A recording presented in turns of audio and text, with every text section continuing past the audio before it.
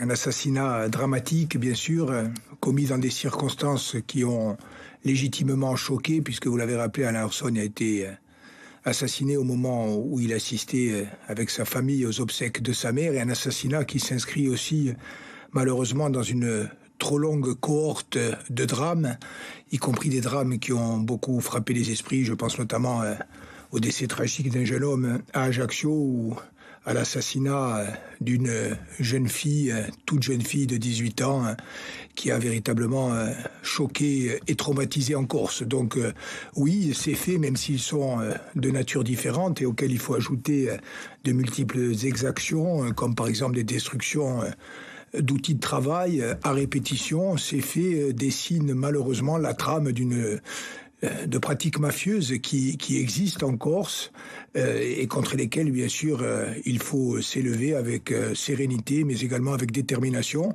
C'est ce que fait le peuple corse, c'est ce que font également les institutions de la Corse, puisque je vous rappelle que la collectivité de Corse, en termes d'un cycle de travail qui a associé l'ensemble des acteurs de la société civile, a voté une délibération à l'unanimité dans laquelle nous avons décidé de mettre en place plus d'une trentaine de mesures dans tous les domaines pour réaffirmer notre volonté de construire une société corse libre, apaisée et démocratique.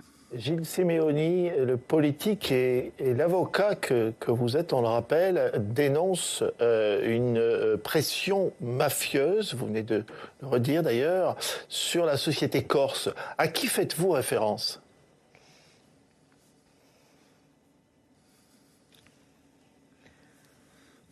Je crois qu'il y a un phénomène qui est historique et ancien de présence d'une forme de criminalité organisée qui s'est aggravée lors des dernières décennies et a fortiori lors des dernières années. Donc je crois qu'il revient à l'État, dans le cadre de l'exercice de ses compétences régaliennes, eh bien de mobiliser les services de police, de justice, dans le respect bien sûr de l'État de droit, des libertés individuelles et des textes applicables, mais avec une politique pénale qui soit claire, lisible, inscrite dans la durée. En ce qui concerne les Corses, la société corse et les institutions de la Corse, je pense que nous avons fait la démonstration que nous sommes engagés dans un travail qui est un travail de construction patiente d'une société véritablement démocratique et un travail aussi d'opposition citoyenne à toutes les logiques d'emprise mafieuse. Mais est-ce que vous craignez, Gilles Simeoni, que cet assassinat ouvre un nouveau cycle de violence dans l'île ?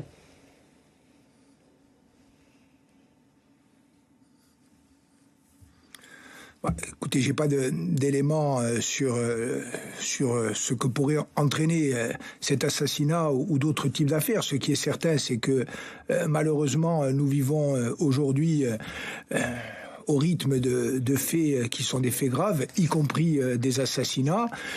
Et donc, je crois qu'il faut une réponse qui soit une réponse multiple, à la fois une réponse policière, judiciaire, bien sûr, je l'ai dit, mais également une réponse sociale. Ça passe aussi par des choix qui sont clairs, notamment en matière de sécurisation des marchés publics, de lutte contre le trafic de stupéfiants, également, par exemple, de choix économiques forts. Il est évident que les logiques de spéculation, de pression foncière viennent alimenter des logiques de surprofit dans lesquelles les réseaux mafieux et de criminalité organisée peuvent prospérer.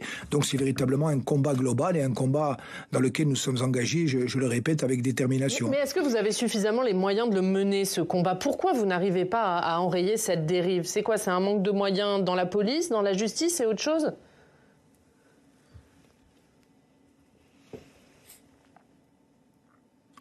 Écoutez, je pense que cette situation, malheureusement, n'a pas commencé hier ou avant-hier. Elle puise aussi à des raisons historiques. Je rappelle aussi, quand même, que l'État lui-même n'a pas été irréprochable lors des dernières décennies, notamment parce qu'il a concentré l'essentiel des moyens répressifs contre les nationalistes et qu'il a laissé prospérer, y compris d'ailleurs quelquefois à travers des convergences objectives qui ont été relevées, y compris dans des rapports parlementaires. Il a laissé prospérer le grand banditisme. Ça, c'est l'histoire contemporaine contemporaine, l'histoire également plus récente. Maintenant, il y a eu un certain nombre d'annonces qui ont été faites, y compris par les ministres de la Justice et de l'Intérieur successifs. On va voir si l'État a la volonté d'exercer véritablement ses compétences régaliennes. Il faut qu'il le fasse, je vous le dis, à nouveau avec force, dans le respect des libertés individuelles, parce que la Corse a également trop connu, y compris ces dernières décennies, des dérives de juridiction d'exception, des dérives de police parallèle.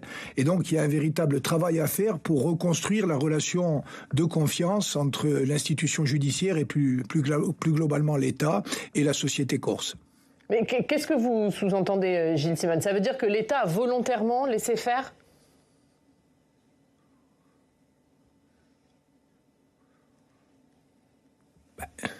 Historiquement, je pense que c'est écrit, je vous le répète, dans de nombreux rapports, dans de nombreux ouvrages particulièrement documentés. Il y a eu des collusions objectives entre le milieu, le banditisme organisé, certaines officines parallèles qui ont pratiqué, y compris avec l'appui d'un certain nombre de services de l'État, notamment dans les années 80 et les années 90, une sorte de contre-violence, un peu à l'instar de ce qu'ont pu faire les Galles au Pays Basque. Donc ça fait partie d'une histoire dramatique de la Corse, une histoire d'ailleurs qu'il faut réinscrire, y compris dans les discussions politiques actuelles, si on veut véritablement prendre l'exacte dimension de ce qui se joue en Corse. Est-ce que vous avez eu une discussion avec le gouvernement depuis l'assassinat d'Alain Orson ?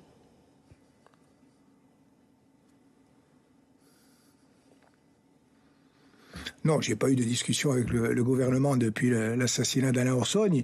Nous avons eu des discussions politiques depuis de nombreuses années. Et je dois dire aussi, vous savez que lorsque les nationalistes ont accédé aux responsabilités en 2015, il y a eu un immense espoir au sein de la société corse, notamment un espoir d'un véritable dialogue avec l'État et d'une solution politique. Et je suis persuadé que le fait que cette solution politique ne soit pas encore intervenue jusqu'à aujourd'hui et que l'État et les gouvernements successifs aient pendant plus de 10 ans différé le moment de construire et de mettre en œuvre cette solution politique, a participé également à fragiliser la logique de paix publique et la logique de démocratie qui étaient des logiques qui avaient une force et une puissance extrême et qui se sont étiolées parce qu'il y a eu une forme de désenchantement, de déception et qu'aujourd'hui il faut en quelque sorte redonner une perspective et je crois qu'en redonnant y compris cette perspective politique, économique, sociale, en étant dans une logique de développement et une dynamique de confiance, on fera reculer de façon